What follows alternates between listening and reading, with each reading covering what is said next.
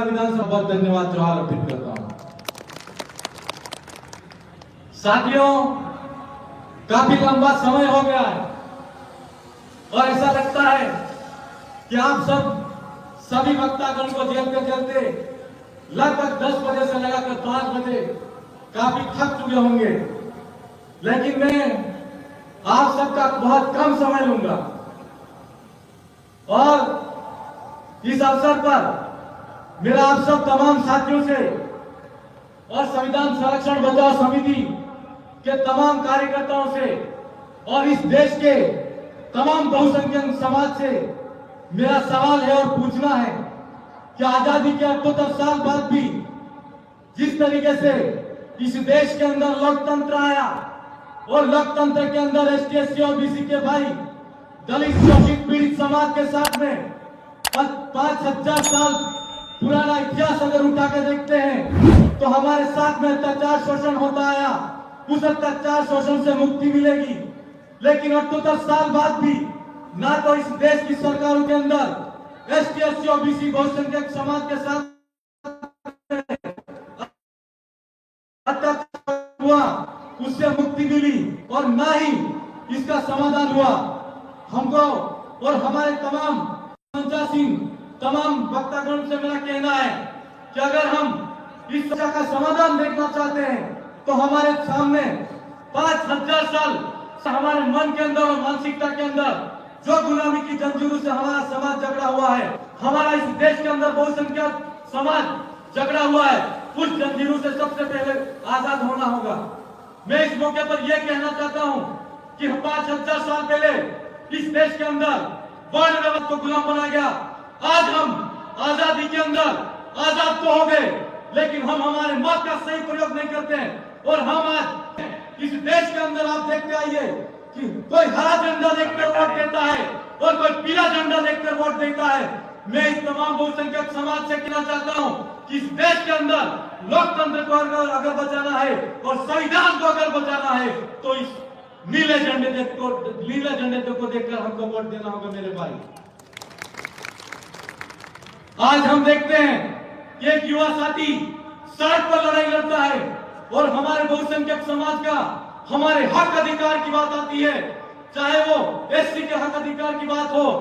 या ओबीसी के हक अधिकार की बात हो या एसटी के हक अधिकार की बात हो। जिस किसी भाई को अगर संसद के अंदर भेजा जाता है, जिस किसी भाई को विधानसभा के अंदर भेजा जाता है, अगर वो वहां पर हमारे हक अधिकार की बात करता है तो अगली बार जब कभी वो उस समुदाय उस समाज के सामने वोट मांगने जाता है तो हमारा समाज उसको पूछता है कि तूने विकास क्या किया। मैं आप सबसे कहना चाहता हूं कि 5,000 साल से हमारे समाज के साथ में बहुसंख्यक समाज के साथ में अत्याचार शोषण होता आया। हमको लोकतंत्र के अंदर मत देकर, हमारे व्यक्ति को प्रतिनिधित्व देकर हमारी बात को बुलंद तरीके से कैसे उठाए, उसके लिए हमारे विधायक को बनाने का अधिकार मिला, हमारे सांसद बनाने का अधिकार मिला। लेकिन बदले में आज हम क्या कर रहे हैं हमको सोचना है। इस देश के अंदर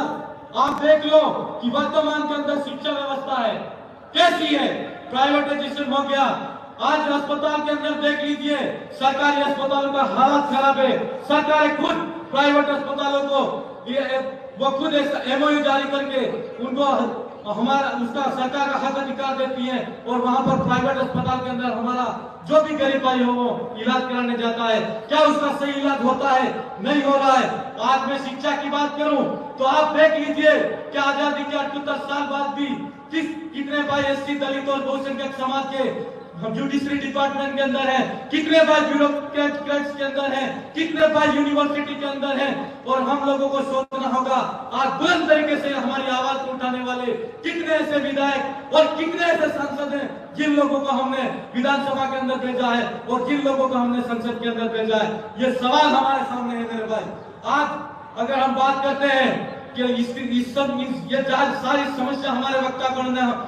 आप सब लोगों को बताइए, अगर इन सब समस्याओं का समाधान हम लोग ढूंढना चाहते हैं तो मैं बहुत ही कम शब्दों के अंदर आप सबसे कहना चाहता हूं कि हम सब लोगों को जब कभी हमारे हक अधिकार की बात आए, जब कभी किसी बहुसंख्यक समाज के साथ में अत्याचार शोषण की बात आए तो हम सब लोगों को पीले झंडे और नीले झंडे और हरे झंडे और सफेद झंडे सब छोड़कर हमको फिर से एक कदम पर आ जाना चाहिए। यह